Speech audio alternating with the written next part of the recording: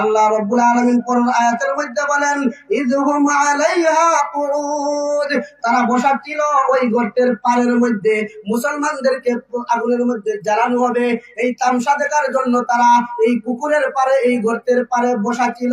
ইযহুম আলাইহা কুউদ ওয়া হুম আলা মা ইয়াফআলুনা বিল মুমিনিনা শুহুদ, তারা দেখবে মুসলমানরা পুরা পুড়তে, মুসলমানরা আগুনের মধ্যে জ্বলছে এই দৃশ্য দেখার জন্য ওই সমস্ত জালিমের গোষ্ঠীরা বসেছিল।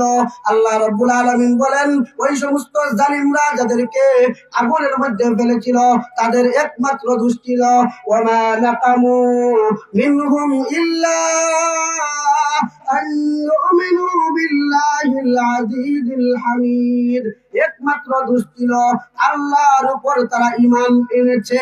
আল্লাহর উপর ঈমান আনার কারণে ওই সমস্ত জালিমরা জুলুম করেছে, নিক্ষেপ করেছে আগুনের মধ্যে, মানুষদেরকে পালায় পালায়। এমন এক সময় আসলো একজন মহিলা, তার বুকের দুধের একটা শিশু রয়েছে, এক সময় আসছে ওই মহিলাকে আগুনের মধ্যে নিক্ষেপ করবে, মহিলা আগুনের মধ্যে পড়বে না ঈমান ছাড়বে এই সন্দেহের মধ্যে আছে। সন্দেহের মধ্যে কেন থাকলো? সন্দেহের মধ্যে আছে এই জন্য আমি মরলে কোনো অসুবিধা নাই, আমার দুধের একটা শিশু কোলের মধ্যে আছে। ওই শিশুটির চিন্তা করে মহিলাটি কি করতেছে, চিন্তা ভাবনা করতেছে কি করব কি না করব। এই সময় আল্লাহ রাব্বুল আলামিন ওই ছোট শিশু দুধের বাচ্চার মুখের মধ্যে জবান ফুটাইয়া দিলেন। ওই শিশুটি বলে উঠলো, মা কিসের চিন্তা করো তুমি? কোনো ভয় করো না, কোনো চিন্তা করিও না, তুমি আগুনের মধ্যে আমাকে সঙ্গে নিয়ে ঝাঁপ দাও। যদিও চোখে দেখা যাচ্ছে এটা জালিমের আগুন, আসলে এটা জালিমের আগুনে আপনাকে আমাকে ঈমান ওয়ালাদেরকে কোনো স্পর্শ করতে পারবে না। যেমন হযরত ইব্রাহিম আলাইহিস সালামকে নমরুদ আগুনের মধ্যে নিক্ষেপ করার ফলে ইব্রাহিম নবীকে আগুনে কোনো ক্ষতি করতে পারে নাই, ইমানদারদেরকেও তেমন ক্ষতি করতে পারবে না। এই দুধের শিশুটির বা এই কথাটা শুনিয়া মায়ের ঈমান আরো বেড়ে গেল, মা আগুনের মধ্যে নিক্ষিপ্ত হয়ে গেল। আল্লাহ রাব্বুল আলামিন জানিয়ে দিলেন জালিম এই সমস্ত গর্তের অধিপতিরা ধ্বংস হয়েছে। এই জালিম গুলো কিয়ামত পর্যন্ত যত জালিম দুনিয়ার জমিনের মধ্যে থাকবে জালিমরা ধ্বংস হবে। কিছুদিন আগে আমাদের দেশের পরিস্থিতি 15-16 বছর থেকে এক ধরনের জালিমেরা দেশ শোষণ করেছিল, ওদের পরিস্থিতি আজ কি হয়েছে? 5ই আগস্টের মধ্যে ওই সমস্ত জালিমেরা কেমন করে এরা ধ্বংস হয়েছে একটার নজির আল্লাহ নবী সাল্লাল্লাহু আলাইহি ওয়াসাল্লামের এই যে ঘটনা, এই ঘটনার সারসংক্ষেপ হিসেবে আমি বললাম।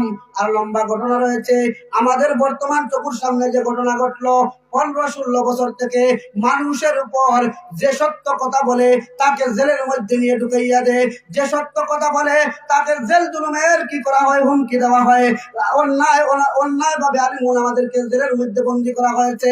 কত ধরনের মন্ত্রী এমপিরা আলিম ওলামাদেরকে নির্যাতন করেছে। উলামায়ে কেরামরা জেলখানার মধ্যে এমন অনেক উলামায়ে কেরামরা ছিলেন যারা ইতিকাফের অবস্থায় ছিল, রোজা অবস্থায় ছিল। জালিমের দূষররা, জালিমের সৈনিকেরা উলামায়ে হক্কানীদেরকে গ্রেফতার করে জেলের মধ্যে নিক্ষিপ্ত করেছিল। উলামায়ে কেরামরা আল্লাহর কাছে বলেছে আর কার কাছে বলে নাই। আল্লাহ রাব্বুল আলামিন বেশ কিছুদিনের ভিতরেই, বছর খানিকের ভিতরেই ওই সমস্ত জালিমদেরকে আমাদের সবার চোখের সামনে এমন ভাবে ধ্বংস ও নেস্তানাবুদ করেছেন যা আলোচনা করা বোঝানোর প্রয়োজন নেই।